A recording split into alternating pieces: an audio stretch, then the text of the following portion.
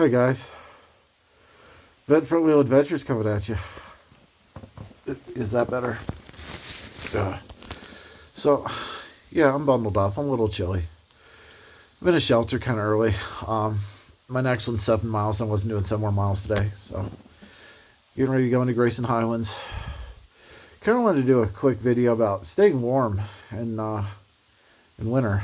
So, first thing, layers. I have my base layer on. I have my clothes on. Socks. My sleeping bag's rated for, I think, officially down to like 17 degrees. Although it says it's 15-degree bag. So I don't know. They got 15 if the survival rating's 17, because sleeping bags have multiple ratings. Your comfort rating, your survival rating are two different things. Survival rating, you're just not going to die. Comfort rating is you're under that, you'll be comfortable down to that. Under that, not so much. Yeah.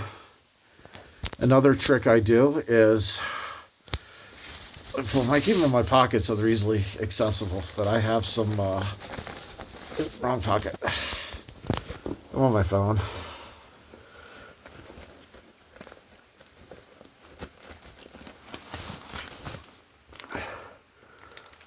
Hot hand warmers. I got a lot of people have been giving me these, and I take them. I don't really use them during the day, mostly just at night.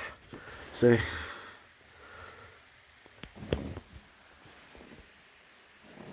sleeping bag.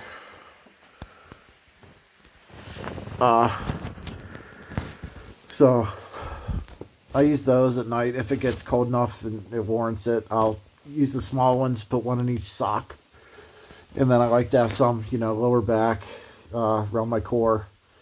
Keep that warm. Another thing I do, which is why you'll see a stove over there, my pot, and this giant bulge right here. Let me pull it out.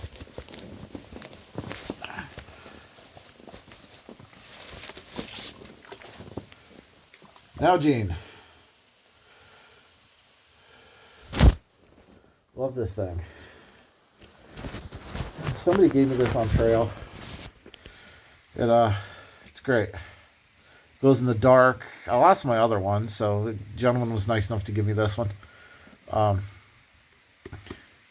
Fill it with boiling water at night, or when you go to bed, and then I put it up in my puffy. I'll roll it around where it's outside my base layer. I have a lot of hair. And I'll roll it around. Keeps me warm. This thing is still really warm. I probably, an hour ago. And still scalding hot. So, it's really nice, actually. But that's what I do. Usually, I'm in my tent. I just decided not to. The dew point and everything. I didn't want to get my tent all wet. It's heavy. 7 miles tomorrow, partnership shelter, and then I'll go into Marion and wait out some bad weather, and then I'll do Grayson Islands. So looking forward to that. But there's a lot of people I've seen out here who don't take the cold seriously. They don't have tents, and instead of a properly rated sleeping bag, they buy blankets. And then they send their stove home instead of being able to do this.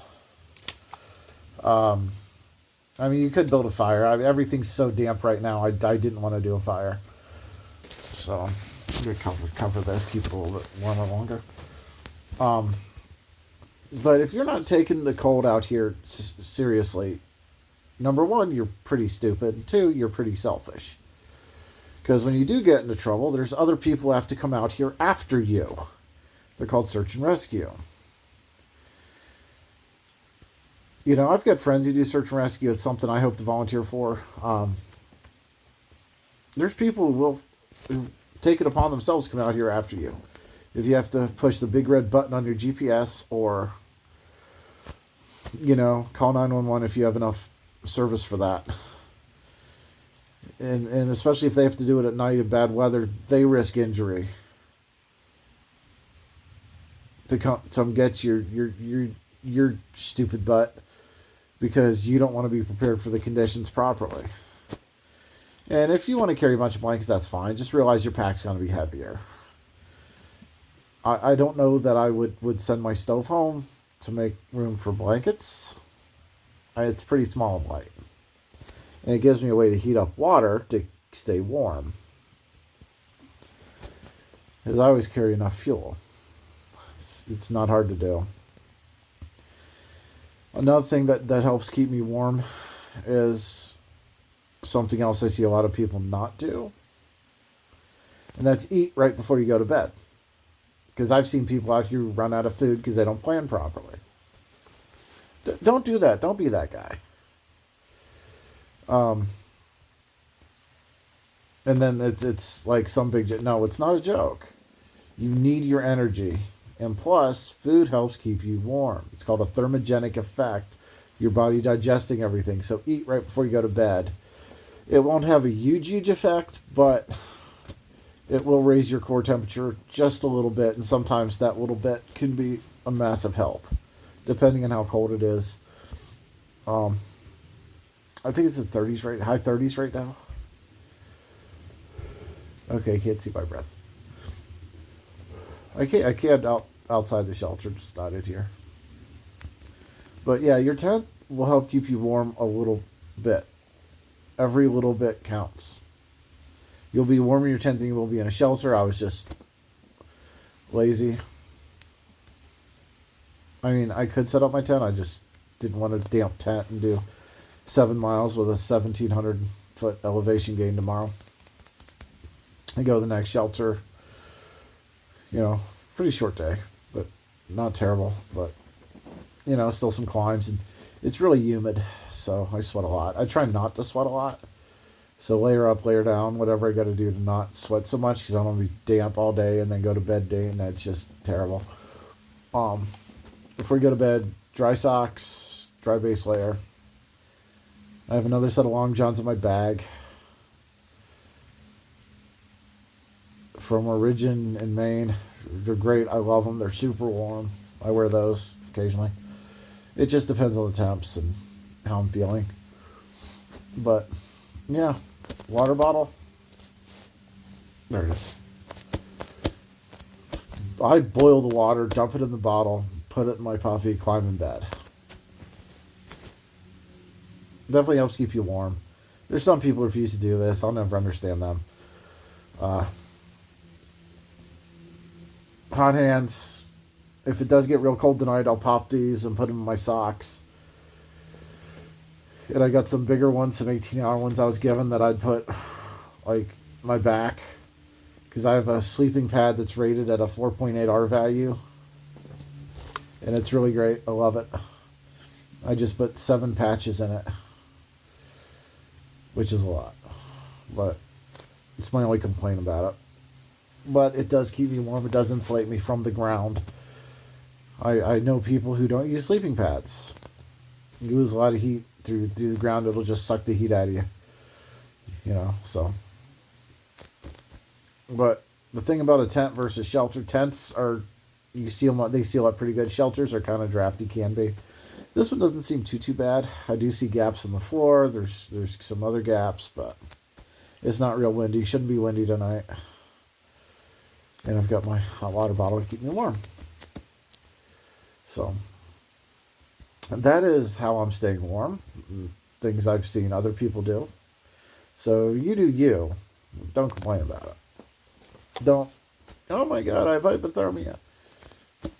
Don't do all that. Nope. So, I've also got this whole face covering, neck covering on instead of my hat. Got my hat, my sleeping bag, trying to dry it out a little bit. I was sweating in it today. That and my buff are buried in the sleeping bag. Also, sleep with when it's under 32 degrees, sleep with your water filter. I also sleep with my electronics and my water bottles. Because nobody wants to have a frozen water bottle. It's horrible when you need water. If your water filter freezes, it's done. I carry 2. One's had water in it, one hasn't. So, if my one with water does freeze miraculously, I still have a backup. Because I'd rather not get Giardia or any of that other wonderful name things that make you super sick. Been there, done that, got the t-shirt, didn't enjoy it. So, yeah, just quick video. It's 10 minutes, whatever. But yeah, I just want to do a video about how I'm staying warm and dealing with things, and, you know. So, layer up, sleep with your water filter. Nalgene bottle, boiling water help keep you warm most of the night, and hot hands warmers. And make sure you have a sleeping bag rated for the conditions. I wish I had a 0-degree bag. I've seen cold temps colder than I was ever expecting. Of course, I wasn't expecting to be out here this long either. I started June 6th. It's now getting to be the end of December after Christmas. Yeah. I'm getting there. So, I'm still hiking, still getting along, moving down the trail.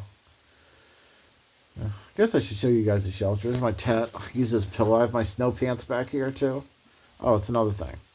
I keep these easily accessible so I can put them on at night if I get really cold. Also, my pack that's